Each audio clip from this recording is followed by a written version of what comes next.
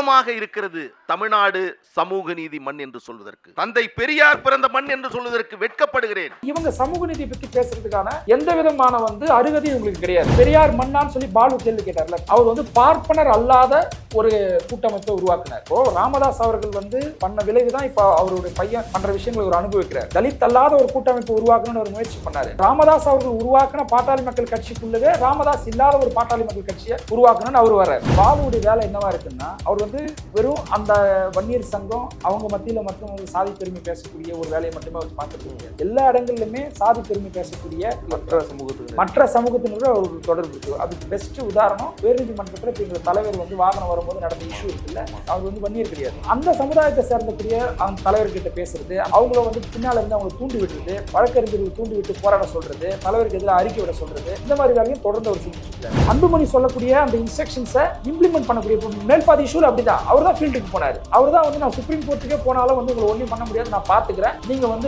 கோயிலுக்குள்ள அவங்க அலோவ் பண்ணாதீங்க அப்படின்னு பேசுறாரு. கிளியரா எவ்வளவு பெரிய வயலேஷன் தெரியுமா? இதுவரையில் ஆண்டாண்டு காலமாக இந்த கோயில் திரௌபதி அம்மன் கோயிலுக்கு என்ன வழக்கமாக இருக்கிறதோ அதில் எந்த மாற்றமும் இல்லாமல் தொடர்ச்சியாக மாவட்ட நீதிமன்றம்ல, ஹைகோர்ட்ல, சுப்ரீம் கோர்ட்ல எங்க வேணாலும் நான் நடத்துறேன். ஒரு பைசா உங்கள்கிட்ட கட்டணம் இல்லாமல் உங்களுக்கான நீதிமன்றத்தினுடைய சேவையை நான் உங்களுக்கு தெரிவிக்கிறேன். இப்ப இன்டென்ஷனலா இந்த விஷயத்தை பண்ணக்கூடிய வேலையை பாடு தொடர்ந்து செஞ்சுருக்காரு. அதுக்கு ஒரு சரியான ஒரு செருப்படியை தான் அண்ணன் ஷானவாஸ் அவர்கள் மேடையில கொடுத்திருக்காரு. பேசவும் முடியல. பாலு இப்படி ஒரு கம்பாரிசன் இருக்கிறாரு. திமுக பெரிய கட்சியா இருக்கலாம், ஆனா 2026ல ஆட்சிக்கு வந்ததுன்னா முதல்வரா ஸ்டாலின் இருப்பாரா இல்ல உதயநிதி இருப்பாரா? ஒருவேளை உதயநிதி இருந்தா உதயநிதி விஜய் பெரிய ஆளு, உதயநிதியை வச்சு விஜய் பெரிய ஆளுன்னு ஒண்ணு ப்ரூவ் பண்ண வேண்டிய தேவை பாமக வருது. கடற்காலத்துல விஜயே குறிப்பிட்டு விமர்சனங்கள் வச்சிருக்காங்க. அவர் படத்துல சிகரெட் பிடிக்கிறதா இருக்கட்டும், இதுக்கு எதிராகவே அவங்க போஸ்ட் ஓட்டுறது இல்ல அறிக்கைகள் வர்றது, இது எல்லாமே செஞ்சிருக்காங்க பாமக விஜய்க்கு எதிராக. தெரியல, ஒரு துண்டு போட்டு வைக்கிறார் போல. இப்போ விஜய் கிட்ட விஜய் கட்சியில ஏதாவது ஒரு கூட்டணிக்கு இடம் கிடைக்குமான்னு சொல்லிட்டு. ட்ரைப்ஸ் நேயர்களுக்கு வணக்கம். இன்றைய நிகழ்ச்சியில் நம்மோடு பேச விடுதலை சிறுத்தைகள் கட்சியை சேர்ந்த வழக்கறிஞர் மோசஸ் அவர்கள் இணைந்துள்ளார். வாருங்கள், அவரோட பேசுவோம். வணக்கம். வணக்கம். நேற்று தந்தி டிவி தொலைக்காட்சியில் ஒளிபரப்பப்பட்ட மக்கள் மன்றம் அந்த நிகழ்ச்சியில திமுக ஆட்சி தொடரணுமா வேண்டாமா, அதாவது திமுக ஆதரவலையா திமுக எதிரலையா, அதை எப்படி விளக்குறாங்கன்னா இப்படி, அதாவது திமுக ஆட்சி தொடரணுமா வேணாமான்ற தலைப்புல ஒரு நிகழ்ச்சி நடக்குது. அதுல விடுதலை சிறுத்தைகள் கட்சியை சேர்ந்த துணை பொதுச் செயலாளர் தோழர் ஆலு ஷானவாஸ் அவர்கள் பேசியிருந்தாரு. அவருக்கு எதிராக இந்த பக்கம் சில பேர் இருந்தாங்க, அந்த பக்கம் குறிப்பா பாமக சார்ந்த வழக்கறிஞர் பாலு அவர் பேசியிருந்தாரு. அவங்க 2 பேர் பேசினது, அதாவது டிவிகே சார்பாக பேசினவங்களும் சரி, பாமக சார்பாக பேசினதும் சரி, இவங்க பேசின எல்லாருக்குமான ஒரே ஒரு பதில அவரோட ஒரே உரையில எல்லாருக்குமான சேர்த்த பதில கொடுத்துட்டாங்க. அந்த நிகழ்ச்சி முழுக்க டிவிக்கு, அதாவது எல்லா தரப்பு ஆட்களும் இருந்தாங்க. டிவிக்கே தரப்பு ஆட்கள் மட்டும் ரொம்ப ரொம்ப எக்ஸ்பிரசிவா, ரொம்ப கத்திக்கிட்டு, ரொம்ப கூச்சல் போட்டுருந்தாங்க. ஆனா அவர் தோழர் ஆலு ஷானவாஸ் பேசும்போது அது அப்படியே அமைதியாயிடுச்சு. அவங்க எல்லாரையும் கன்வின்ஸ் பண்ணாதான் அதை நான் அந்த மாரி பொருள் எடுத்துக்கிறேன். அதுக்கு நேரடி எதுக்குள்ள வரோம்னா, இவர் பாலு அவர்கள் வச்ச குற்றச்சாட்டு, குறிப்பா இது சமூக நீதி ஆட்சியா, இது பெரியார் மண்ணா, சொல்றதுக்கே வெக்கமா இருக்குது, அப்படிப்பட்ட சமூக நீதிக்கு எதிரான ஒரு ஆட்சி தான் இது, இங்க ஊழலும் சரி இல்ல சட்ட ஒழுங்கும் சரி ரொம்ப மோசமான ஒரு நிலையில இருக்குது அப்படின்னு சொல்லி பேசியிருந்தாரு. அதுல ஏற்கனவே அதோட பதிலா ஆளுநர் ஷானவாஸ் அவர்கள் சொல்லியிருந்தாலுமே கூட இன்னும் விரிவா அதை டிபேட்குள்ள கொண்டு போலாமே. ஏன்னா இங்க சட்ட ஒழுங்கு பிரச்சனை ஆகுது, அதை கட்டுக்குள்ள கொண்டு வரலன்னு விமர்சனம் வருது. ஆனா சட்ட ஒழுங்கு பிரச்சனை யாரால உருவாக்கப்படுது, அதுக்கான காரணங்கள் என்னன்றத பொதுத்தலங்கள்ல பெருசா வாதங்கள் வரதில்லை. அதை உங்ககிட்ட இன்னைக்கு வாதிக்கலான்றதுதான் விஷயம். அதை பத்தி தான் முதல் கேள்வியும் கூட. அவரு அதை கேள்வி கேட்கறதுல எந்த மாதிரியான தார்மீக பொறுப்பு அவருக்கு இருக்கதா நீங்க நினைக்கிறீங்க? முதல்ல பாட்டாளி மக்கள் கட்சிக்கு இருக்கக்கூடிய ஒரு கேரக்டர் என்னன்னா, அவங்க உண்மையே அவங்களுக்கு ஒரு ரியல் ஃபேஸ் ஒன்று இருக்கு. அதை தேர்தல் நேரத்தில் அவங்க காட்ட மாட்டாங்க. இப்போ தேர்தல் நேரத்தில் அவங்க என்ன விஷயமா மக்கள் மத்தியில் போர்ட்ரேட் பண்ண ட்ரை பண்ணுவாங்கன்னா, அவங்க ஊழலுக்கு எதிரான ஒரு கட்சி, சமூக நீதி கட்சி, அப்புறம் சுற்றுச்சூழலுக்கு பாதுகாப்பான ஒரு கட்சி எங்களுடைய கட்சி அப்படின்ற மாதிரி காமனான இஷ்யூஸை அவங்க பேச ஆரம்பிப்பாங்க. அது மதுவிலக்கு, புகைப்பிடிக்கிறதுக்கு எதிரான மூவ்மெண்ட் அப்படின்னு சொல்லுவாங்க. ஆனா உண்மை அதுவான்னு பார்த்தா அது கிடையாது அப்படின்றத ஆலு ஷானவாஸ் அவர்கள் டேட்டாவோட அதை உடைச்சிருக்கிறார். அப்படி கிடையாது. இவர்கள் அணிஞ்சிருக்கக்கூடிய முகமுடி இவர்களுடைய ரியல் ஃபேஸ் அப்படி கிடையாது.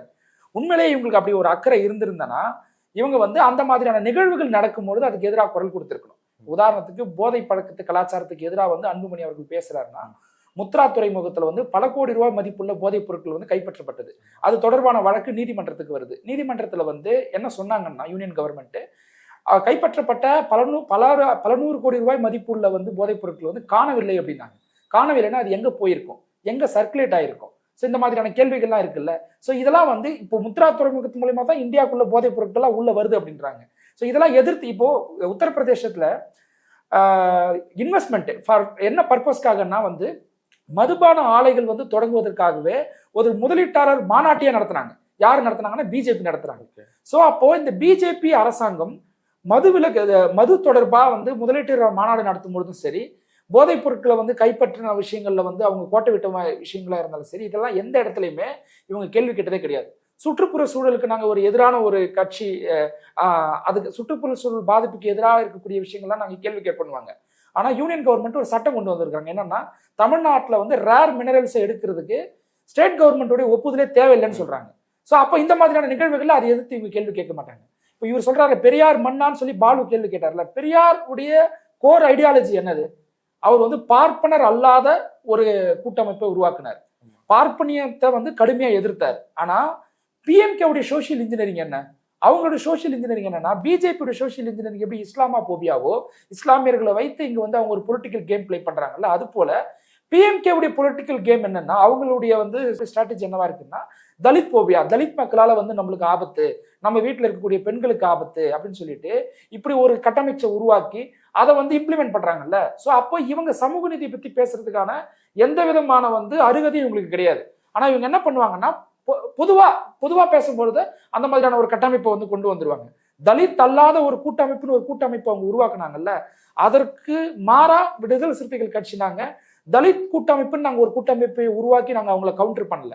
நாங்க என்ன பண்ணோம்னா, டெமோக்ராட்டிக் ஃபோர்ஸை யூனிட்டி பண்ணக்கூடிய வேலையை பார்த்தாரு. 2016 தான் வந்து அன்புமணி அவர்கள் வந்து முழுமையா பாமகக்குள்ள வராரு.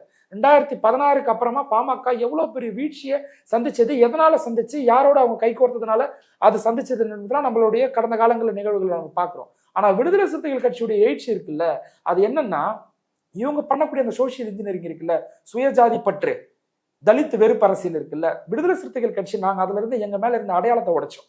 எங்களுக்கு என்னன்னா, எங்களுக்கு அந்த சுயஜாதி பற்றுன்றதே எங்களுக்கு கூடாது அப்படின்றத எங்களுடைய தலைவர் வந்து எங்களுக்கு ஒரு வகுப்பா எடுக்கிறார். அதை எங்களுக்கு எல்லா இடங்கள்லுமே வந்து அரசியல்ல பேசுறாரு, சொல்லி கொடுக்குறாரு. அப்ப இந்த சுயஜாதி பற்றுக்கு அவங்க பேசக்கூடிய அந்த அரசியலுக்கு, சுயஜாதி பற்று அரசியல் பேசுறாங்கல்ல, அதற்கே உண்மையா இல்லாத ஒரு ஆள் யாருன்னா அன்புமணி தான். எப்படி சொல்றீங்க? நான் அதை எப்படி சொல்றேன்னா, வன்னியர் மக்களுக்காக தான் வந்து அவங்க வந்து அவங்களுடைய கோர் ஓட் பேங்க் வன்னியர் சமுதாய மக்கள் தான், அவங்களுக்காக தான் அரசியல் பண்றேன்னு சொல்லி, அவங்களுக்காக தான் வந்து அன்புமணி அவர்கள் குரல் கொடுக்கிறாருன்னு அவர் சொல்லிக்கிறாரு. உண்மை அதுவான்னு பார்த்தா அப்படி கிடையாது. மக்களுக்கே உணர்வு ஊட்டுறது அவரு தானே. இல்ல அப்படி கிடையாது. என்ன சொல்றேன்னா, 10.5% ஒதுக்கீடு வந்து தேர்தல் நேரத்துல அவசர கதியில கொண்டு வந்தாங்க. ஒரு ரிசர்வேஷனை நீங்க என்ஹான்ஸ் பண்ணி கொடுக்கணும் அப்படின்னா லீகலா அன்புமணிக்கு இது தெரியும். ஒரு டேட்டா இருக்கணும், ஒரு வந்து ஆணையம் இருக்கணும், இல்லைன்னா வந்து ஒரு சென்சஸ் எடுத்திருக்கணும். ஒரு ரிசர்வேஷனை நீங்க வந்து அமெண்ட்மெண்ட் பண்ண போறீங்கன்னா அதுக்கு பேக்கப் இது இருந்தா மட்டும்தான் லீகலி அது வேலிடாவே இருக்க முடியும், இல்லைன்னா அது நிக்காது. அப்போ 10.5% ஜஸ்ட் ஒரு ஜிஓல பாஸ் பண்ணி நீங்க கொண்டு வந்து அந்த மக்கள் மத்தியில வந்து இல்ல பெரிய விஷயத்த சாதிச்சுட்டா மாதிரி ஒரு போர்ட்ரேட் பண்ணி அவங்களுடைய வாக்குகள்லாம் நீங்க வந்து வாங்கினதுக்கு அப்புறமா அது லீகலா அது வந்து ஸ்டாண்ட் பை ஆச்சா? கிடையாது, நீதிமன்றத்தால் ரத்து செய்யப்பட்டுடுச்சு. இது நல்லா தெரிஞ்ச ஒரு ஆள் யாருன்னா அன்புமணிக்கு தெரியும், இது நீதிமன்றம் போனா இது நிக்காதுன்னு தெரியும். ஆனா அப்ப தேர்தல் நேரம் இல்லையா, அப்ப அந்த மக்களை ஏமாத்தி தான் அதை அடைஞ்சாங்க. இதுக்கு நான் ஒரு உதாரணம் சொல்றேன். இடையில எடப்பாடி பழனிசாமி கிட்ட போயிட்டு இது சம்பந்தமா வந்து செய்தியாளர்கள் கேட்கிறாங்க, 10.5% இடஒதுக்கீடு சம்பந்தமா ஒரு கேள்வி கேட்கும்போது சொன்ன பதில் என்ன தெரியுமா? அதெல்லாம் முடிஞ்சு போன விஷயங்க, அதை பத்திலாம் நீங்க கேள்வி கேட்காதீங்க அப்படின்றாரு. அலட்சியமா பதில் சொல்லிட்டு போறாரு. அப்ப இந்த எடப்பாடி பழனிசாமிய அன்புமணி அவர்கள் கண்டிச்சிருக்கணுமா, கண்டிச்சிருக்க கூடாதா? கண்டிச்சிருக்கணும், ஆனா கண்டிக்கல. ரெண்டாவது விஷயம், இடபிள்யூஎஸ் ரிசர்வேஷன் இருக்குல்ல, அதுல வச்சிருக்கக்கூடிய கட் ஆஃப் வந்து ஓபிசி ரிசர்வேஷன் உடைய வந்து குறைவா வச்சிருக்காங்க. இப்ப இதை எதிர்த்து அவர் கேள்வி கேட்டிருக்கணுமா கூடாதா? இங்க கல்விக்கான நிதியை வந்து ஒன்றிய அரசு விடுவிக்கிறது கிடையாது. அப்போ அந்த கல்வி நிதியை விடுவிக்காதனால பாதிக்கப்பட போற பெரும்பான்மையான ஒரு கம்யூனிட்டி யாருன்னா ஓபிசி கம்யூனிட்டி. அதை பத்தி இவங்க கேள்வி கேட்கறாங்களா? கிடையாது. யூனியன் கவர்மெண்ட்ல இருக்கக்கூடிய செக்ரட்டரிஸ் யார் இருக்கிறாங்க அப்படின்னா பிற்படுத்தப்பட்ட சமுதாயத்தை சேர்ந்தவங்க யாருமே கிடையாது. Wise chancellors, directors, governors, supreme court, high court judges, இவங்கெல்லாம் வந்து பிற்படுத்தப்பட்ட மக்கள் யாருன்னா இது வந்து அவங்களுடைய உரிய பிரதிநிதித்துவம் கொடுக்கப்பட்டிருக்குதான்னு கேட்டா அது கிடையாது.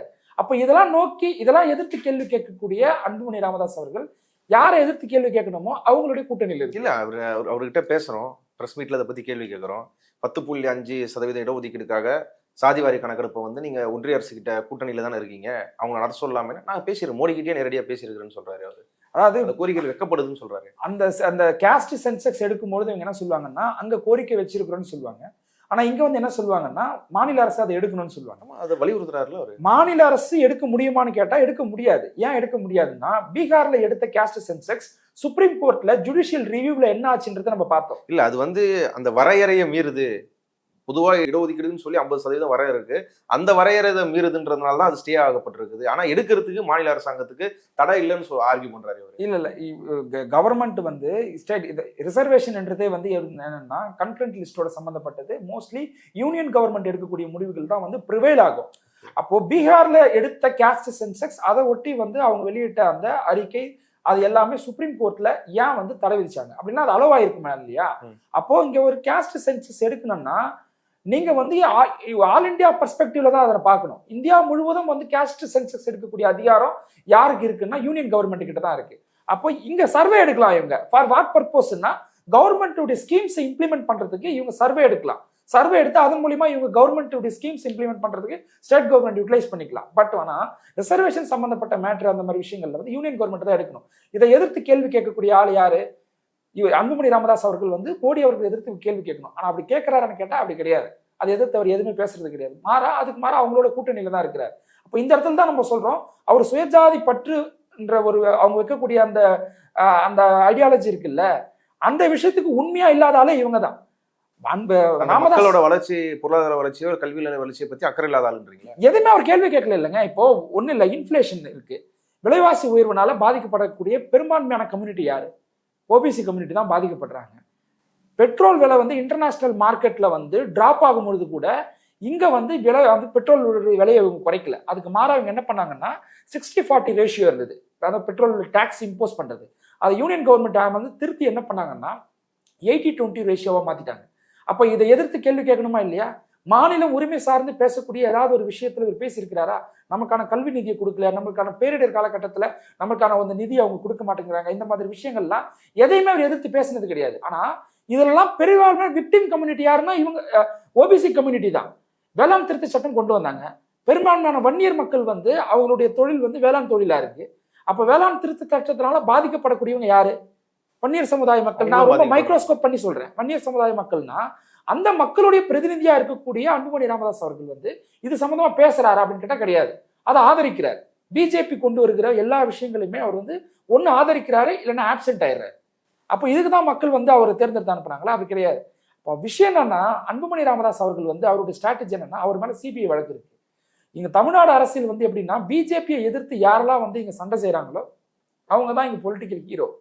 பிஜேபியோட போயிட்டு யாரெல்லாம் சரண்டர் ஆகிறாங்களோ அவங்க பொலிட்டிக்கலி ஜீரோ. அன்புமணி ராமதாஸ் அவர்கள் வந்து பிஜேபியை எதிர்த்து சண்டை செய்யக்கூடிய அளவுக்கு ஐடியாலஜிக்கல் ஸ்டஃப் இல்லாத ஒரு மனுஷன் அவர். ராமதாஸ் கூட சில நேரங்களில் வந்து யூனியன் கவர்மெண்ட் எதிர்த்து பேசியிருக்கிறார். அவர் மேல நம்மளுக்கு வேற மாற்று கருத்து இருக்குது, அது வேற விஷயம். ஆனா சில விஷயங்கள்ல யூனியன் கவர்மெண்ட் எதிர்த்து அவருடைய நிலைப்பாடு அறிக்கையாவது விட்டுருக்கிறார். ஆனா இவர்கிட்ட அது கூட கிடையாது. Completely surrender. எங்க டெல்லியில இருக்கக்கூடிய வந்து சிபிஐ ஸ்பெஷல் கோர்ட் வந்து டே பைஸ்ல இவர் மேல இருந்த வழக்குகள் வந்து விசாரிக்கப்படும். இவர் வந்து மருத்துவக் கல்லூரிக்கெல்லாம் வந்து முறைகேட அனுமதி கொடுத்த வழக்கு வந்து இன்னும் பெண்டிங்ல இருக்கு. எவ்வளவு நாள் பெண்டிங்னா பல வருஷங்களா பெண்டிங்ல இருக்கு. அப்ப இருந்த வந்து காங்கிரஸ் பீரியட்ல போடப்பட்ட வழக்கு அது இப்ப வரைக்கும் பெண்டிங்ல இருக்கு. அதை முடிச்சு வைக்க மாட்டேங்கிறாங்க. அப்ப என்னன்னா நீதிமன்றம் ஒரு உத்தரவு கொடுக்குறாங்க, டே பைஸ்ல வந்து இந்த வழக்கு விசாரிக்கப்படும் சொல்றாங்க. அடுத்த மறுநாளே வந்து கூட்டணியை உறுதி செய்யறாரு அன்புமணி போயிட்டு. அப்போ இவர் வந்து சுயஜாதி பற்றுலாம் இவர்கிட்ட கிடையாது, இவருடைய பொருளாதார பற்று தான் இவருக்கு இருக்கு. இவரை எம்பவர் பண்ணிக்கணும், இவர் குடும்பத்தை எம்பவர்மெண்ட் பண்ணிக்கணும். கட்சி மீதாச்சும் ஒரு பற்று இருக்கா இல்லையா அவருக்கு? மொத்தம் சமூகம் மீது இல்லாம இருக்கட்டும், கட்சி மீது பாமக வளர்க்கணும், பாமக வந்து எம்எல்ஏக்கு கூடணும், ஆட்சி அமைக்கணும், அந்த அக்கறை இருக்கா இல்லையா? ஒரு கட்சியை நம்ம எப்படி வளர்க்கணும் அப்படின்னா அங்க அந்த கட்சியில இருக்கக்கூடிய அந்த மக்களை அந்த அந்த அந்த கட்சியில இருக்கக்கூடிய தொண்டர்களை வந்து நீங்க அரசியல்படுத்தணும். எப்படி அரசியல்படுத்தணும்னா அவனுக்கு ஆல்ரெடி ஒரு முத்திரை இருக்கும்ல. இப்போ ஒரு சாதி பெருமைன்னு ஒரு முத்திரை இருக்குதுன்னா அதை நீ பார்க்க கூடாதுடா, உனக்கு வந்து வேலையில கான்சென்ட்ரேட் பண்ணு, படிப்புல கான்சென்ட்ரேட் பண்ணு அப்படின்னு சொல்லிட்டு அவனை வந்து நீங்க அந்த மாதிரியான ஒரு அரசியலை சொல்லி உங்க கட்சி நீங்க வளர்த்திருக்கீங்களான்னு கேட்டா அப்படி கிடையாது. முழுக்க முழுக்க வந்து தலித் வெறுப்பு அரசியல், முழுக்க முழுக்க வன்முறையான ஒரு அரசியல். இப்போ ராமதாஸ் அவர்கள் வந்து பண்ண விளைவுதான் இப்ப அவருடைய பையன் பண்ற விஷயங்களை ஒரு அனுபவிக்கிறார். தலித் அல்லாத ஒரு கூட்டமைப்பு உருவாக்கணும்னு ஒரு முயற்சி பண்ணாரு. ராமதாஸ் இப்ப என்ன முயற்சி பண்றாருன்னா ராமதாஸ் அவர்கள் உருவாக்கின பாட்டாளி மக்கள் கட்சிக்குள்ளவே ராமதாஸ் இல்லாத ஒரு பாட்டாளி மக்கள் கட்சியை உருவாக்கணும்னு அவர் வர்றாரு. அப்போ இந்த சப்ஜெக்ட் என்னன்னா அவர் என்ன அங்க அவர் மகனுக்கு சொல்லி கொடுத்தாரோ இவர் என்ன அவருடைய கட்சி தொண்டருக்கு சொல்லி கொடுத்தாங்களோ அதை நம்ம இப்ப பொது வழியில பாக்குறோம். இப்ப வந்து பிஎம்கே உடைய எம்எல்ஏ வந்து யாரால தாக்கப்பட்டாரு? அவங்க அவங்க கட்சி ஆளுங்களே தானே வந்து கட்டை வந்து கல்லுலாம் கொண்டு வந்து தாக்குறாங்க.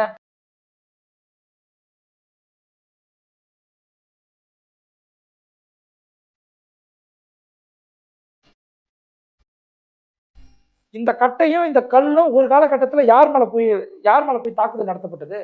தலித் குடியிருப்புகளையும் தலித் மக்களையும் டார்கெட் பண்ணி நடத்தப்பட்ட வன்முறை. அப்ப அப்படிதான் நீங்க அவங்களை ட்ரெயின் பண்ணியே வச்சிருக்கீங்க. எங்க கட்சியுடைய வேலைச்சேரி தீர்மானம் என்பது எங்க கட்சியை வந்து மறுகட்டமைப்பு பண்ணிக்கிட்டோம். எங்க மேல இருந்த ஒரு ஸ்டிக்மா இருக்குல்ல, ஒரு லீடர்னா என்ன பண்ணணும்னா, உன் மேல வந்து ஒரு சோசியல் ஸ்டிக்மாவை சனாதன தர்மம் குத்தி இருக்குதுன்னா அதை வந்து நீ பெருமையா தூக்கி பிடிக்க கூடாது. அதை ரிமூவ் பண்ணக்கூடிய வேலைகள் என்னவோ அதை செய்யணும். தலித் வந்து பெருமை அரசியல வந்து எங்க தலைவர் எங்கேயும் பேசுனது கிடையாது. சுயஜாதி பற்று வந்து உங்களுக்கு இருக்கக்கூடாதுன்னு பேசுறாரு எங்க லீடர். எங்க வேலைச்சேரி தீர்மானம் அதுதான். பொலிட்டிக்கலா கட்சிக்குள்ள நான் தலித்ஸை உள்ள கொண்டு வரணும், அவங்களுக்கு ஹைரார்கி போஸ்டிங்க கொடுக்கணும், அவங்களையும் அரசியல்ல வந்து பொலிட்டிக்கல் பவர்ல பார்ட்டிசிபேட் பண்ண வைக்கணும்ன்றோம். ஆனா நீங்க அப்படி பண்ணீங்களான்னு கேட்டா அப்படி கிடையாது. அடையாள அரசியல தான் நீங்க பண்ணீங்க. புரட்சியாளர் அம்பேத்கருக்கு பல இடங்கள்ல சிலை வச்சிருக்கிறாரு டாக்டர் ராமதாஸ் அவர்கள். அவர் வீட்லயே சிலை வச்சிருக்கிறாரு. ஆனா அந்த சிலைக்கெல்லாம் கூண்டு போடக்கூடிய ஒரு தேவையை உருவாக்குனது யாரு? இங்க இருக்கக்கூடிய வந்து விசிகா உருவாக்குனாங்களா, மற்ற கட்சிகள் யாருன்னா உருவாக்குனாங்களா? அப்ப அந்த சிலைகளுக்கெல்லாம் கூண்டு போடக்கூடிய ஒரு வேலையை யார் உருவாக்குனா? இவர் தான். இப்ப அந்த இடத்துல கிள்ளியை விட்டுட்டு இந்த இடத்துல தொட்டிலாட்டுற கதை. இப்ப அதோடைய விளைவுகளை தான் இப்ப ராமதாஸ் அவர்கள் அனுபவிச்சுட்டு இருக்கிறாரு. அன்புமணி அதுல இருந்து குரோ ஆன ஒரு லீடரா இருக்கிறாரு. முழுக்க முழுக்க சாதி வெறி. அதுவும் நம்ம சாதியை வந்து ஒரு அழுக்குன்னு சொல்லி பேசக்கூடிய ஒரு இடத்துல, அதாவது நம்மளுக்கு ஒரு சாதி பற்றி இருக்கணும், சாதி ஒரு அழகிய சொல் அப்படின்றாரு. அவங்க அப்பா வந்து புஜத்தை உயர்த்தி கொண்டு நடக்கணும் அப்படின்ற, நமக்குன்னு ஒரு தனி திமிரு இருக்கணும், நெருப்புல இருந்து வந்தோம்னு பேசுறாங்க. இப்ப சாதி பற்று இருக்கு அப்படின்னாலே நீ என்னன்னா, நீ வேற ஒருத்தனை இன்ஃபீரியரா நினைச்சாதான் உன்னை நீ சுப்பீரியராகவே நினைச்சுக்க முடியும். அதுக்கு நேச்சரா அதுதான். கேஸ்ட் ப்ரைடுன்றது என்னன்னா, உன்னை நீ சுப்பீரியரா நீ காட்டுற அப்படின்னா யாரோ ஒருத்தரை நீ இன்ஃபீரியரா தான் காட்டுவேன். அப்ப அந்த இன்ஃபீரியரா காட்டக்கூடிய மேல வந்து நீ எல்லா விதமான தாக்குதலையும் நடத்துவேன். ஸோ அப்ப அந்த இடத்துல வந்து இது ஒரு என்ன சொல்றது, ஒரு குட்டி பாஜக தான் பிஎம்கே. அவங்க வந்து எப்படி ஒரு இஸ்லாமிய வெறுப்பு அரசியலை பண்றாங்களோ, அவங்க இங்க தலித் வெறுப்பு அரசியலை இவங்க வந்து களத்துல வந்து அவங்க ரெண்டு பேரும் வந்து இணைஞ்சு செயல்படுறாங்களோ, இந்த மாரி வந்து சமூக நீதிக்கு எதிரான விஷயத்த, சாதிய ஒடுக்குமுறை விஷயத்த, இல்ல ரெண்டு சமூகத்துக்கு இடையில சண்டை உருவாக்குறது அப்படின்னா களத்துல பிஜேபி உடைய அந்த அவங்களுடைய சோசியல் இன்ஜினியரிங்கும் பிஎம்கே உடைய சோசியல் இன்ஜினியரிங்கும் ரெண்டுமே ஒண்ணுதான். இப்ப என்ன ராமதாஸ்க்கு இருக்கக்கூடிய பிரச்சனை என்னன்னா, நம்ம ஒரு கூட்டத்தை உருவாக்கி வச்சிருக்கோம். அந்த கூட்டத்தை எப்படி உருவாக்கப்பட்ட கூட்டம்னா, சாதி பெருமையை சொல்லி உருவாக்கப்பட்ட ஒரு கூட்டம். அவன் வந்து மத பெருமையை பேசக்கூடிய ஒரு ஆளா இருக்கிறான். கிட்டத்தட்ட இந்த கூட்டம் அந்த கூட்டத்தோட ஈஸியா வந்து எடுத்துக்கொள்ளப்படும். அவனுக்கு ஈஸியா ஹேண்டில் பண்ணிடுவானுங்க. பிஎம்கே உடைய தொண்டர்களை பாட்டாளி மக்கள் கட்சி தன்னுடைய கட்சியா மாத்துறதுக்கான எல்லா முயற்சியும் பிஜேபி இன்டென்ஷனலா பண்ணிக்கிட்டே இருக்கு. ஏன்னா பிஜேபிக்கு அந்த கட்டமைப்பு கிடையாது. பிஜேபி வந்து பேசக்கூடிய அரசியல் இருக்குல்ல, அதோடைய ஒரு அடுத்த வருஷம் தான் பிஎம்கே பேசக்கூடிய ஆளா வந்து அன்புமணி கிடையாதா? அன்புமணி தான் அதை வந்து ப்ரொவோக்கே பண்றாரு. நான் சொன்னல, அவர் சார்ந்த சமுதாயத்துக்கு அவர் உண்மையா இல்லாத போது அதை எப்படி அவர் தடுப்பாரு? தடுக்கக்கூடிய ஒரு டெமோக்ராட்டிக் லீடர் அன்புமணி கிடையாது. அவர் அதுக்கு மாறா வந்து எல்லாத்தையும் ப்ரொவோக் பண்ணக்கூடிய ஒரு லீடரா தான் இருக்கிறார். எங்க ஒரு கோவிலுக்குள்ள போக முடியல, கோவிலுக்குள்ள போக முடியாத ஒரு இஷ்யூ இருக்குன்னா, ஏன்னா அங்க ஒரு பிரச்சனை இருக்கு. வன்னியர் சமுதாய மக்கள் வந்து மேல்பாதி இஷ்யூல தான் சொல்றேன். அப்ப அந்த இஷ்யூல வந்து அவங்க வந்து ப்ரொவோக் ஆயிருக்கிறாங்கன்னா, நீ ஒரு லீடர் என்ன பண்ணணும்னா அந்த மக்களுக்கு போயிட்டு புரிய வைக்கணும். அதுக்கு மாறா நீ என்ன சொல்றேன்னா, ஐயா இருக்கிறாரு பாத்துக்க சொல்லிட்டாரு, சுப்ரீம் கோர்ட்டே போனாலும் ஒன்னும் பண்ண முடியாது அப்படின்னு அந்த மக்களை ப்ரொவோக் பண்ணக்கூடிய ஒரு வேலையை செய்றீங்க. இதுவரையில் ஆண்டாண்டு காலமாக இந்த கோயில் திரௌபதி அம்மன் கோயிலுக்கு என்ன வழக்கமாக இருக்கிறதோ அதில் எந்த மாற்றமும் இல்லாமல் தொடர்ச்சியாக அதுக்கு மாவட்ட நீதிமன்றம்ல, ஹைகோர்ட்ல, சுப்ரீம் கோர்ட்ல எங்க வேணாலும் நான் நடத்துறேன். ஒரு பைசா உங்கள்கிட்ட கட்டணம் இல்லாமல் உங்களுக்கான நீதிமன்றத்தினுடைய சேவையை நான் உங்களுக்கு தெரிவிக்கிறேன். இந்த சப்ஜெக்ட் இருக்குல்ல, அப்போ இது வந்து சமூகத்துக்கு ஒரு ஆரோக்கியமான ஒரு விஷயமா? இல்ல, அவங்க வந்து ரொம்ப அதாவது அங்க ஒரு சட்ட ஒழுங்கு ஆயிடக்கூடாது, சமூக நீதிக்கு ஒரு கேடாயிடக்கூடாது, தமிழ்நாடுக்கு அவமானம் ஆகக்கூடாதுன்னா அந்த சமூகத்தை சார்ந்த அவங்க பேசும்போது தானே அது அந்த மக்களால இன்னும் புரிஞ்சுக்க முடியக்கூடிய விஷயமா இல்ல. என்ன பேசுறீங்கன்றது ஒண்ணு முக்கியமா இருக்குல்ல. இப்போ அந்த மக்கள் ஏதோ ஒரு இக்னரன்ஸ்ல அங்க இருக்கக்கூடிய யாரோ ஒரு கேஸ்டிஸ்ட் ப்ரொவோக் பண்ணி ஒரு விஷயத்த பண்றாங்கன்னா, ஒரு லீடர்ன்றவன் நீங்க அங்க என்ன பண்ணணும்னா அந்த மக்களை லீட் பண்ணக்கூடியவனா இருக்கணும். எப்படி லீட் பண்ணக்கூடியவனா இருக்கணும்னா, அவங்களுக்கு அதை புரிய வைக்கணும். நம்ம எல்லாரும் ஒரே வந்து எத்னிக் குரூப்ஸ் தான், நம்ம தமிழ் மக்கள் தான், அவங்க உள்ள வரத்துல உங்களுக்கு என்ன பிரச்சனை இருக்கு, சட்டம் அதை தான் சொல்லுது, அதை அலோவ் பண்ணுங்க அப்படின்னு சொல்லி அந்த மக்களை வந்து நீங்க வந்து அவங்களுக்கு சொல்லி புரிய வச்சு அந்த இஷ்யூவை ஷார்ட் அவுட் பண்ணிருக்காங்க. கரெக்டா தான், வேற யாரும் சொல்றதை விட இவங்க சொன்னா அது இன்னும் கன்வின்சிங்கா இருந்திருக்கும். ஆமா, ஆனா அதை அவங்க பண்ணாங்களான்னு கேட்டா அப்படி கிடையாது. இல்ல வெறும் மேல் பாதியில மட்டும்தானா இவரு பாலு அவர்களோட பங்கு, இல்ல தொடர்ச்சியா இந்த மாரி சாதி ரீதியான மக்களுக்கு இருந்த பிரச்சனைகள், அந்த மாரி முரண்பாடான விஷயங்கள்ல வழக்கறிஞர் பாலுவோட ரோல் எந்த அளவுக்கு இருந்திருக்கு? தமிழ்நாட்டு அரசியல்ல வந்து சாதி பெருமைகளை பேசக்கூடிய சங்கங்கள் இருக்கு, இயக்கங்களா இருக்கிறான். ஆனா எவனுமே வந்து பொலிட்டிக்கல் பார்ட்டியா பெரிய லெவல்ல இல்ல. ஆனா அப்படி இருக்கக்கூடிய ஒரு கட்சி எதுன்னா பாட்டாளி மக்கள் கட்சி. இப்போ பாலுவுடைய வேலை என்னவா இருக்குன்னா, இங்க வந்து இந்த சாதி பெருமைகளை பேசக்கூடிய சங்கங்கள், இயக்கங்கள் இது எல்லாத்தையுமே இந்த டாட்ஸை கனெக்ட் பண்ணக்கூடிய ஒரு வேலையா தான் பாலு தொடர்ந்து செயல்பட்டு இருக்கிறார். அவர் வந்து வெறும் அந்த வன்னியர் சங்கம் அவங்க மத்தியில மற்றும் ஒரு சாதி பெருமை பேசக்கூடிய ஒரு வேலையை மட்டுமே அவர் பார்க்கறது கிடையாது. எல்லா இடங்கள்லுமே சாதி பெருமை பேசக்கூடிய அந்த சுயஜாதி பெருமை பேசக்கூடிய ஆட்கள் மற்ற சமூகத்தினரோட ஒரு தொடர்பு இருக்கு. அதுக்கு பெஸ்ட் உதாரணம் உயர்நீதிமன்றத்துல இப்ப எங்க தலைவர் வந்து வாகனம் வரும்போது நடந்த இஷ்யூ இருக்குல்ல, அவர் வந்து வன்னியர் கிடையாது. அப்போ அந்த சமுதாயத்தை சேர்ந்தக்கூடிய அந்த தலைவர்கிட்ட பேசுறது, அந்த சங்கத்தை சார்ந்தவங்க கிட்ட பேசுறது, அவங்கள வந்து பின்னால இருந்து அவங்களை தூண்டி விடுறது, தலைவருக்கு எதிராக போராட்ட வைக்கிறது, வழக்கறிஞர்களை தூண்டி விட்டு போராட சொல்றது, தலைவருக்கு எதிராக அறிக்கை விட சொல்றது, இந்த மாதிரி வேலையும் தொடர்ந்து அவர் செஞ்சுட்டு இருக்கிறாரு. அவங்களோட சோசியல் இன்ஜினியரிங் அதுதான். கேஸ்ட் ப்ரைடை பேசக்கூடிய அந்த டாட்ஸை கனெக்ட் பண்ணக்கூடிய வேலையை தொடர்ந்து பாலு பார்த்துட்டு இருக்கிறாரு. குறிப்பா ஒவ்வொரு கம்யூனிட்டியிலுமே ஒரு பெரிய ஏபொலிட்டிக்கல் குரூப் இருப்பான். அவனுக்கு வந்து பெருசா அரசியல் தெரியாது, ஆனா அந்த சமூகத்துல தான் அவன் பிறந்திருப்பான். அவனுடைய வேலை சம்பந்தப்பட்டதோ, அவனுடைய பொருளாதாரம் சம்பந்தப்பட்டதோ, இல்ல அவனுடைய வந்து உரிமைகள் சம்பந்தப்பட்டோ இவங்க எங்கேயும் போய் அவங்க கூட நிக்க மாட்டாங்க. அவனுக்கு வந்து சரியான படிப்பு இருக்காது, சரியான ரெப்ரசன்டேஷன் இருக்காது, அவனை சரியா அடுத்தது கெரியர்ல அவன் எங்க எப்படி போகணும் அப்படின்ற ஒரு கைடன்ஸ் இருக்காது.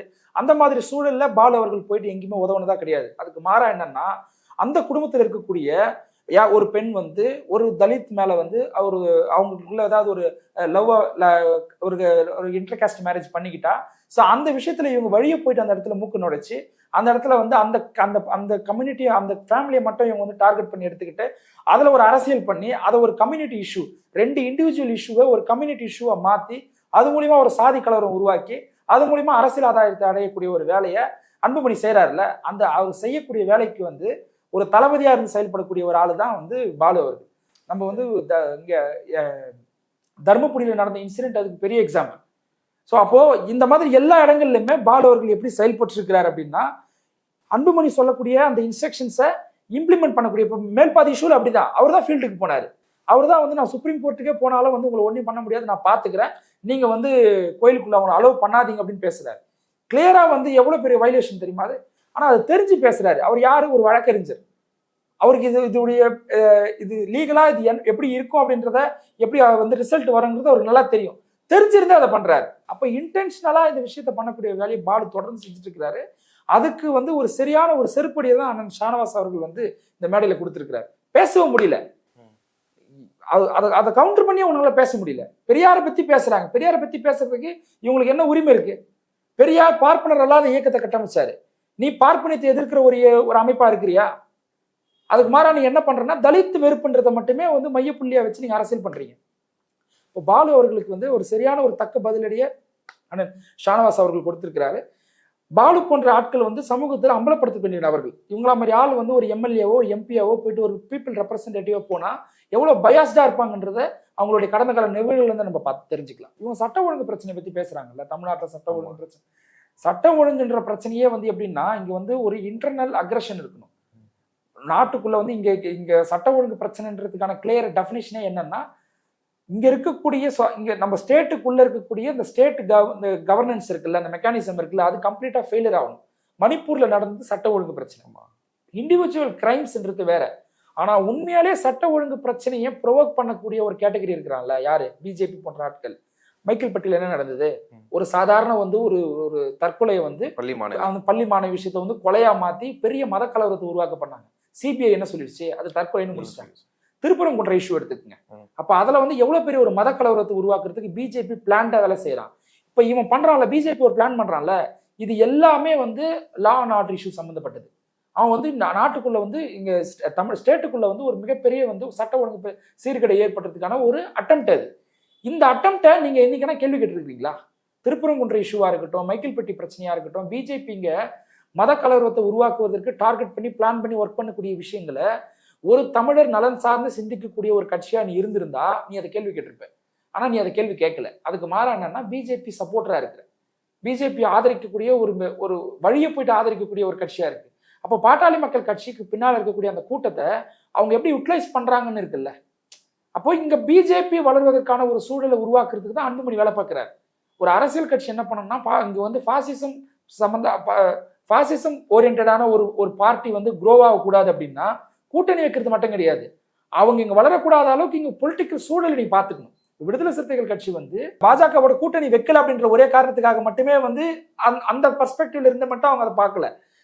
பிஜேபி வளரக்கூடாத ஒரு சூழலையே உருவாக்குறோம்ல, பிஜேபியோட போய் நீ சேர்ந்தா நீ பொலிட்டிக்கலா வின் பண்ண முடியாது அப்படின்ற ஒரு சைக்காலஜி இங்க தொடர்ந்து வந்து நம்ம இருப்போட வச்சுட்டு இருக்கிறோம்ல, அதை டைலூட் பண்ணக்கூடிய வேலையை அன்புமணி பார்க்கிறாரு. அப்போ இவங்க என்ன பண்றாங்கன்னா இந்த இடத்துல வந்து தமிழ்நாட்டுல பிஜேபி க்ரோ ஆகிறதுக்கு அன்புமணி ராமதாஸ் உதவி பண்றாரு. இந்த இடத்துல தான் வந்து ராமதாஸ்க்கும் அவருக்கு முரண்பாடு இருக்கு. அவருக்கு சாதிப்பற்று இருக்கு, ஆனா மதவெறிகள் இல்லை அவருக்கு. ஆனா இவர் என்ன பண்றாருன்னா சாதிப்பற்று இருக்குது, மதவெறியும் இங்க வந்து தமிழ்நாட்டுல வந்து வளர்வதற்கான எல்லா சூழலும் ஏற்படுத்தி கொடுக்குறாரு. அதாவது தமிழ்நாடு எப்படி கெட்டு போனாலும் பரவாயில்ல, தான் வழக்குல இருந்து தப்பிக்கணும், தன்னுடைய வழக்குல இருந்து தப்பிக்கணும், தான் வந்து பொலிட்டிக்கலா வந்து எக்கனாமிக்கலா நான் எம்பவர் ஆகணும், இதுதான் அவரோட நோக்கமா இருக்கு.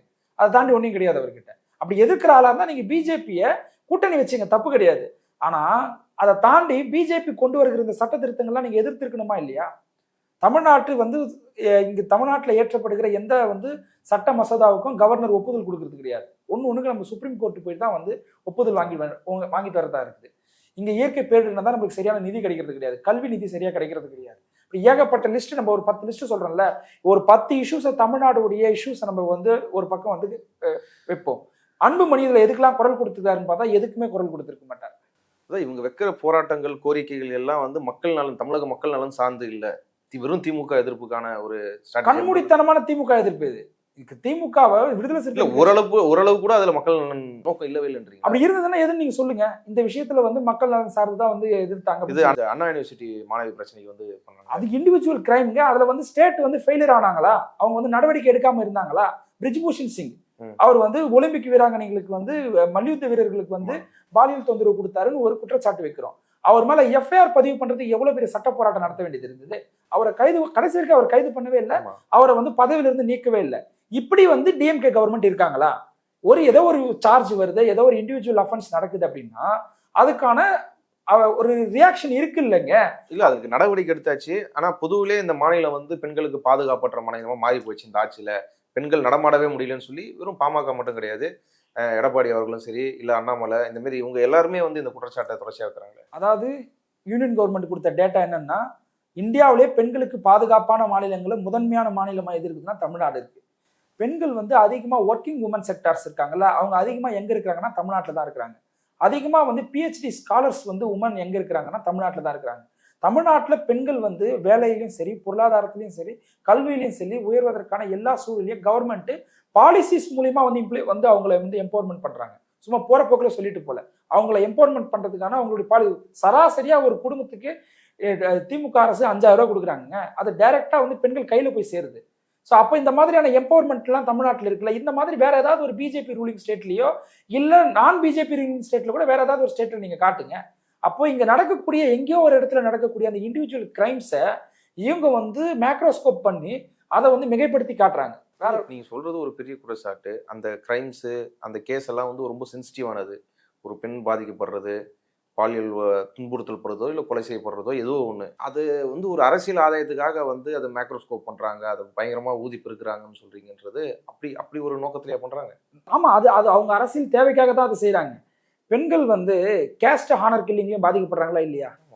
இப்போ எஸ்சி/எஸ்டி அட்ராசிட்டி ஆக்ட் மட்டுமே நம்ம பயன்படுத்தி வந்து ஒரு ரெமிடியை வந்து நான் தலித்துக்கு உங்களால கொடுக்க முடியாது. இப்போ ஹானர் கில்லிங்ல பாதிக்கப்படுறது யாரு?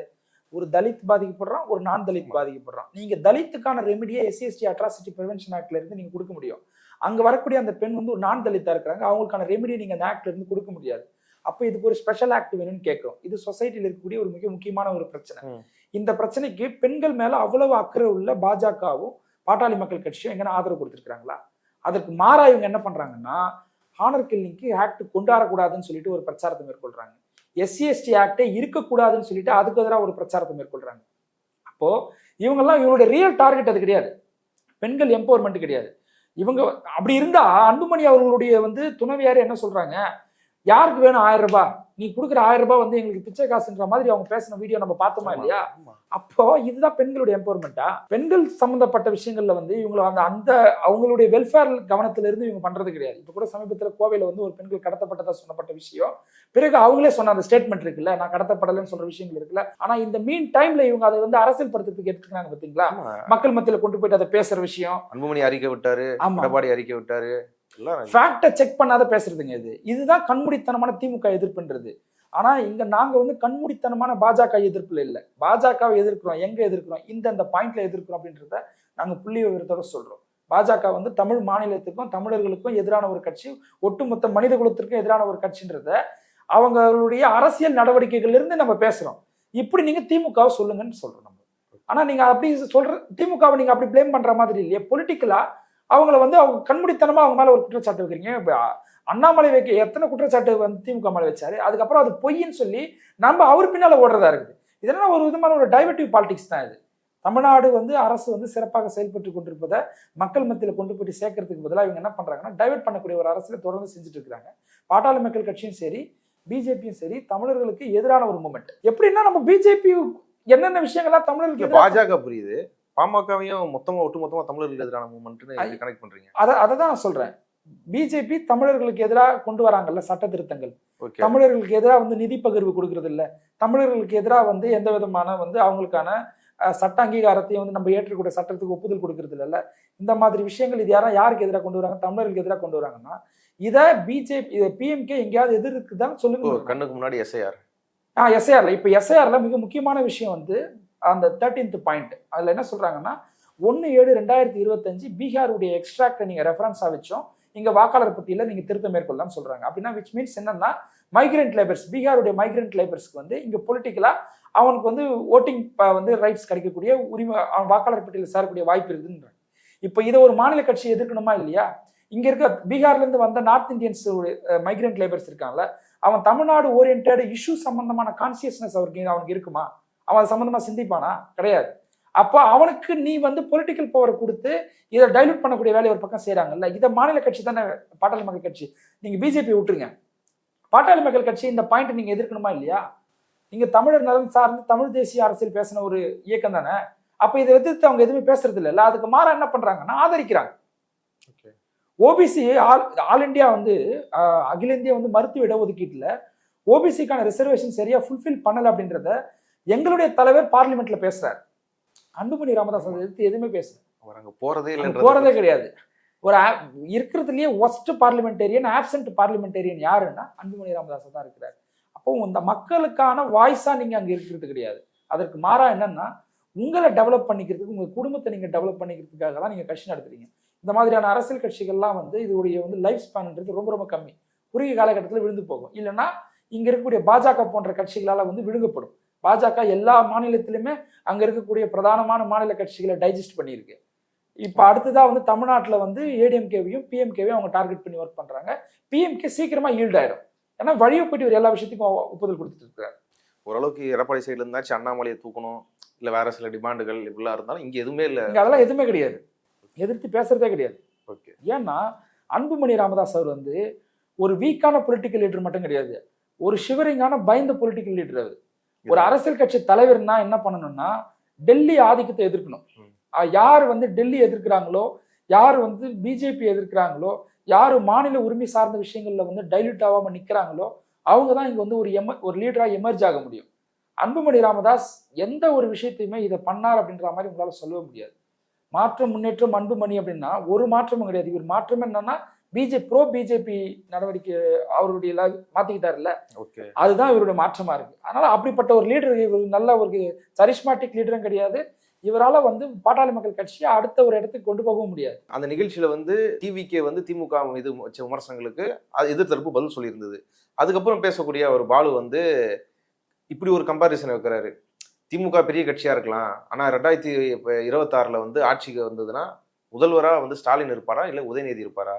ஒருவேளை உதயநிதி இருந்தா உதயநிதியை விட விஜய் பெரிய ஆளு அப்படின்னு சொல்லி உதயநிதியை வச்சு விஜய் பெரிய ஆளுன்னு ஒன்று ப்ரூவ் பண்ண வேண்டிய தேவை வந்து பாமக எங்கிருந்து வந்தது? அவர் வந்து மற்ற எல்லா கட்சியிலுமே புறக்கணிக்கிறாருல விஜய். ரெண்டே பேருக்கு தான் போட்டி, ஒன்று டிஎம்கே இன்னொன்று டிவிகேன்னு. அப்போ இதுக்கு முன்னாடி இருந்த எல்லா கட்சிகளும் ஒண்ணுமே இல்லைன்றது தான் அவர் ப்ரூவ் பண்ண வராரு. அப்படி எல்லாருமே தான் அவர் சேத்த வாரி பூசும்போது அதுல இருந்து வர ஒரு கட்சி பாமக, அவரோட ஒரு லீடர்ல ஒருத்தர் வந்து எதுக்கு அப்படி ஒரு டிஃபெண்ட் கொடுக்கணும்? அதாவது பாட்டாளி மக்கள் கட்சியுடைய நேச்சர் என்னன்னா, அவங்க பொதுவாக வந்து சினிமா பாப்புலாரிட்டியை வந்து விரும்ப மாட்டாங்க. அதை எதிர்க்கக்கூடிய ஒரு அரசியல், சினிமாவிலேருந்து ஒரு லீடர் வந்து வரக்கூடாது அப்படின்றதுல கவனமாக இருந்து கடந்த காலங்களில் பேசியிருக்கிறாங்க. அப்படிதான் ரஜினிகாந்த் அவர்கள் எதிர்த்தாங்க. நான் சொல்லக்கூடிய இப்போ அன்புமணி பாமக இருக்குல்ல, அதில் இருக்கக்கூடிய இன்னொரு கோளாறு இது.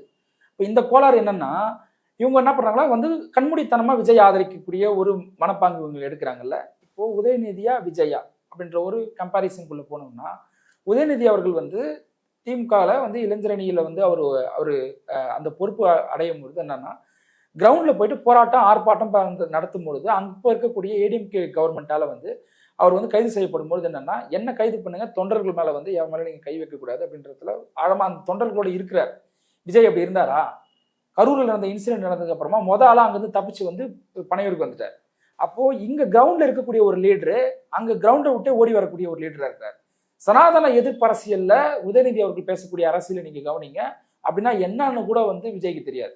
அப்போ விஜயை நீங்க ஆதரிக்கிறீங்கன்னா இந்த விஷயங்கள்ல விஜயுடைய அரசியல் நடவடிக்கைகள் இப்படி இருந்தது, அதனால நான் விஜயை ஆதரிக்கிறேன், இப்படி பேசினா அது வந்து பிரயோஜனமான பேச்சு, ஒரு லீடர் ஸ்பீச்சுன்னு நம்ம அதை அக்செப்ட் பண்ணிக்கலாம். இது வந்து கண்மூடித்தனமா பேசக்கூடிய ஒரு பேச்சு. இல்ல, அவங்க கடந்த காலத்துல விஜயே வந்து குறிப்பிட்டு விமர்சனங்கள் வச்சிருக்காங்களா? அவர் படத்துல சிகரெட் குடிக்கிறதா இருக்கட்டும், இதுக்கு எதிராகவே அவங்க போஸ்டர் ஓட்டுறது, இல்ல அறிக்கைகள் வர்றது, இது எல்லாமே செஞ்சிருக்காங்களா பாமக விஜய்க்கு எதிராகவே? தெரியல, ஒரு துண்டு போட்டு வைக்கிறார் போல இப்போ விஜய் கிட்ட. விஜய் கட்சியில் ஏதாவது ஒரு கூட்டணிக்கு இடம் கிடைக்குமான்னு சொல்லிட்டு. ஏன்னா எடப்பாடி அவர்கள் வந்து அந்த 10.5 இடஒதுக்கீடுலாம் வந்து கேள்வி எடுக்கும் போது அவர் எவ்வளவு அலட்சியப்படுத்திட்டு போனாருன்னு நம்ம பார்த்தோம். வந்து பந்தி போடுறதுக்கு முன்னாடி இலை கிழிஞ்சிச்சுன்னு சொல்றாரு அப்படின்ற மாதிரி எல்லாம் விமர்சிச்சாங்க.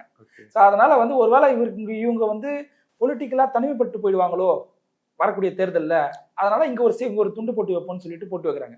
இதில் டிஸ்கஸ் பண்றதுக்கு வேற ஒன்றும் கிடையாது. வேற விஷயம் என்னன்னா, விஜய் இவங்க ஆதரிக்கிறாங்கன்னா, இந்த இன்சிடென்ட்னால அங்கே விஜய் ஆதரிக்கிறேன்னு சொன்னாங்கன்னா அதுல ஒரு அர்த்தம் இருக்குது. அதை நம்ம வந்து விவாதிக்கலாம், அது சரியா தவறான்றது. இது கண்மூடித்தனமான ஒரு ஆதரவு. என்னன்னா, எங்க ஒரு இடத்துல பிஎம்கேலையோ இல்ல பிஜேபி கூட்டணியிலையோ இல்ல ஏடிஎம்கேலையோ உங்களுக்கு சீட்டு கிடைக்காம போயிட்டா, இல்ல இவங்க கேட்கக்கூடிய சீட்டை அவங்க கொடுக்கலன்னா இவங்க விஜயோட போகக்கூடியதுக்கு இப்போ ஒரு ஆதரவு நிலைப்பாடு எடுக்கிறாங்க. இல்லைன்னா இன்னொரு விஷயம் என்னன்னா, விஜய காரணம் காட்டி இங்க திமுகவில் இருக்கக்கூடிய உதயநிதி ஸ்டாலின் அவர்களை டைலூட் பண்ணக்கூடிய ஒரு அரசியலாகவும் இது இருக்கும். விஜயை வந்து கம்பேரிசன் பண்ணி இப்போ ஒரு பொலிட்டிக்கல் செக்டர் அதிகமா இருக்கிறான்ல, அவங்ககிட்ட வந்து விஜயோட பாப்புலாரிட்டியை கொண்டு போய் சேர்க்கக்கூடிய ஒரு வேலையாகவும் இது இருக்கு. ஆனா இது வந்து பாட்டாளி மக்கள் கட்சியுடைய நேச்சர் கிடையாது. இது வந்து ராமதாஸ் அவர்களுடைய பொலிட்டிக்கல் கேரக்டர் இது கிடையாது. அதுதான் அன்புமணியோடைய ஃபாலோவர்ஸ் எல்லாமே இப்படிதான் இருப்பாங்க. அவங்க கண்மூடித்தனமா ஒரு விஷயத்தை ஆதரிக்கிறதும் விஜயை வந்து ஆதரிச்சு பேசுறது, இது எல்லாமே வந்து இவங்களுக்கு வந்து எந்த விதமான அரசியல்ல தனிமைப்பட்டு போயிருக்கக்கூடிய ஒரு கட்சியா இருக்கிறதுனால அவங்க அந்த நிலைப்பாடு எடுக்கிறாங்க. விடுதலை சிறுத்தைகள் கட்சி இன்னைக்கு வந்து திமுக கூட்டணியில நாங்க ஒரு ஸ்ட்ராங் ஹோல்டு எடுத்திருக்கிறோம். இது யாருக்கு வெறுப்பா இருக்குதுன்னா, இங்க இருக்கக்கூடிய பாட்டாளி மக்கள் கட்சிக்கும் பிஜேபிக்கும் பயங்கர வெறுப்பா இருக்கு. ஏன்னா விசிகாவுடைய எமர்ஜிங் தான் வந்து பிஎம்கேவுடைய வீழ்ச்சி. நாங்க ஒரு அங்கீகரிக்கப்பட்ட அரசியல் கட்சியா மாறி இருக்கிறோம். எங்களுக்கு 4 எம்எல்ஏ 2 எம்பி எல்லா இடங்கள்லையுமே தமிழ்நாட்டில் வந்து நீங்க பாட்டாளி மக்கள் கட்சியெல்லாம் நீங்க எடுத்துக்கிட்டீங்கன்னா ஒரு குறிப்பிட்ட பெல்ட்ல தான் அவங்க வந்து வலிமையா இருப்பாங்க. தமிழ்நாடு முழுவதும் அவங்களுக்கு அந்த கட்டமைப்பு கிடையாது. வேற இடங்கள்ல வேற கேஸ்ட் வந்து டாமினேட் பண்ணும். அதனாலதான் அவர் என்ன பண்ணாரு, தலித் அல்லாத கூட்டமைப்பு உருவாக்குனாரு. பாட்டாளி மக்கள் கட்சிக்கு த்ரூ அவுட் தமிழ்நாடு அந்த வந்து முகாம் கட்டமைப்பு கிடையாது. ஆனா விடுதலை சிறுத்தைகளுக்கு அப்படி கிடையாது. விடுதலை சிறுத்தைகளுக்கு த்ரூ அவுட் முகாம் கட்டமைப்பு எங்களுக்கு இருக்கு. இவங்க அப்படி ஒரு முகாம் கட்டமைப்பு இல்லாததுனாலதான் தலித் அல்லாத ஒரு கூட்டமைப்பு உருவாக்கி அது மூலியமா வந்து ஒரு அரசியல் பண்றதுக்கு ஒரு லாபியை ஃபிக்ஸ் பண்ணாங்க. ஆனா அது எடுபடல தமிழ்நாடு அரசியல்ல.